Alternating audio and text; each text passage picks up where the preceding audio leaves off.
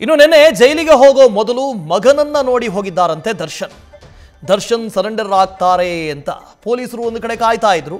ಆದರೆ ಸರೆಂಡರ್ ಆಗೋ ಮೊದಲು ಮಗನನ್ನ ನೋಡೋ ಇಚ್ಛೆ ವ್ಯಕ್ತಪಡಿಸಿದ್ರು ದರ್ಶನ್. ಹೀಗಾಗಿ ಮೊದಲು ಮಗನನ್ನ ನೋಡೋದಕ್ಕೆ ನಟ ದರ್ಶನ್ ಹೋಗಿದ್ರು.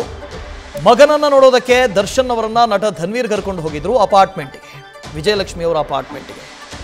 ಜೈಲಲ್ಲಿ ಮಗನನ್ನ ನೋಡೋದಕ್ಕೆ ಇಷ್ಟ ಇಲ್ಲ, ಹೀಗಾಗಿ ಈಗಲೇ ಜೈಲಿಗೆ ಹೋಗೋ ಮುಂಚೆನೇ ನೋಡ್ಬಿಡ್ತೀನಿ ಅಂತ ನಿನ್ನೆ ದರ್ಶನ್ ಮೊದಲು ಮಗನನ್ನ ನೋಡಿದ್ರು.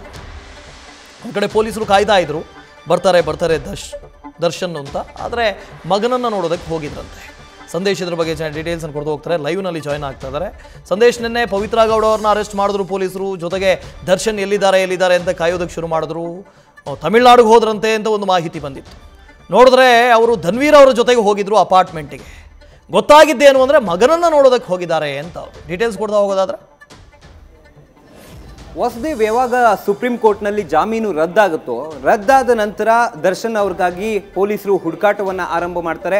ಹುಡುಕಾಟ ಆರಂಭ ಮಾಡಿದ ನಂತರ ಅಂದರೆ ಬೇರೆ ಬೇರೆ ಭಾಗಗಳಲ್ಲಿ ಹುಡುಕಾಟವನ್ನು ನಡೆಸ್ತಾ ಇರ್ತಾರೆ. ಮೈಸೂರಿನಲ್ಲಿರುವಂಥ ಅವರ ಫಾರ್ಮ್ ಹೌಸ್ ಆಗಿರ್ಬೋದು, ಜೊತೆಗೆ RR ನಗರದ ಅವರ ನಿವಾಸ ಆಗಿರ್ಬೋದು, ಈ ಎಲ್ಲ ಕಡೆಗಳಲ್ಲೂ ಕೂಡ ಹುಡುಕಾಟ ಮಾಡುವಂಥ ಸಂದರ್ಭದಲ್ಲಿ ಒಂದೆರಡು ಟೋಲ್ಗೇಟ್ನ CCTVಗಳು ವೈರಲ್ ಆಗುತ್ತೆ. ಅಂದರೆ ಅವರು ತಮಿಳ್ನಾಡಿಗೆ ತೆರಳುತ್ತಿರುವಂತಹ ಒಂದು ವಿಡಿಯೋ ವೈರಲ್ ಆಗುತ್ತೆ, CCTV ವಿಜುವಲ್ಸ್. ಅವಾಗ ಗೊತ್ತಾಗುತ್ತೆ ಅವರು ತಮಿಳ್ನಾಡಿಗೆ ತೆರಳಿ ನಂತರ ಯಾವಾಗ ಜಾಮೀನು ರದ್ದಾಯಿತೋ ಅದಾದ ಬಳಿಕ ವಾಪಸ್ ಬರ್ತಾ ಇದ್ದಾರೆ ಅಂತ ಹೇಳಿ.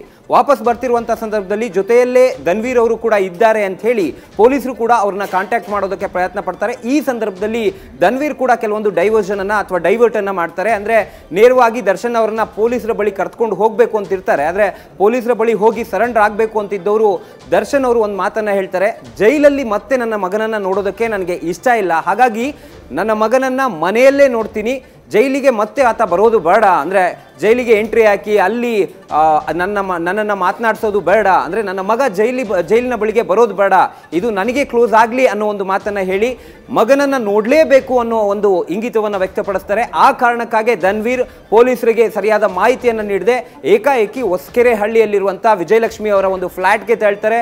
ಫ್ಲ್ಯಾಟ್ಗೆ ತೆರಳಿ ಅಲ್ಲಿ ದರ್ಶನ್ ಅವರು ಅವರ ಮಗನನ್ನು ನೋಡಿ ಅದಾದ ನಂತರ ಅಲ್ಲಿಂದ ಹೊರಗೆ ಬಂದು ನೇರವಾಗಿ ಪೊಲೀಸರ ಜೊತೆಗೆ ಪೊಲೀಸ್ ಠಾಣೆಗೆ ತೆರಳಿ ಅಲ್ಲಿಂದ ಜಡ್ಜ್ ನಿವಾಸಕ್ಕೆ ಕರೆದುಕೊಂಡು ಹೋಗಿ ನಂತರ ಜೈಲಿಗೆ ಬಿಟ್ಟಿರುವಂಥದ್ದು. ಅಂದರೆ ಓವರಾಲ್ ಈ ಒಂದು ಅರೆಸ್ಟ್ ಆಗುವಂಥ ಪ್ರೊಸೀಜರಲ್ಲಿ ಮಗನನ್ನ ಜೈಲಿಗೆ ಕರೆಸಬಾರ್ದು, ಹಾಗಾಗಿಯೇ ನಾನು ಮನೆಗೆ ಹೋಗಿ ಆತನನ್ನು ನೋಡಬೇಕು ಅನ್ನೋ ಒಂದು ಇಂಗಿತವನ್ನು ವ್ಯಕ್ತಪಡಿಸಿ ನೇರವಾಗಿ ಅವರು ಮನೆಯಲ್ಲೇ ಕರೆಸ್ಕೊಂಡು ಅಥವಾ ಮನೆಗೆ ಹೋಗಿ ಮಗನನ್ನು ನೋಡಿರುವಂಥದ್ದು. ವಾಸುದೇವ್, ನ್ಯೂಸ್ ಫಸ್ಟ್, ನಿರ್ಭೀತಿಯಿಂದ ನಿಮ್ಮ ಪರವಾಗಿ.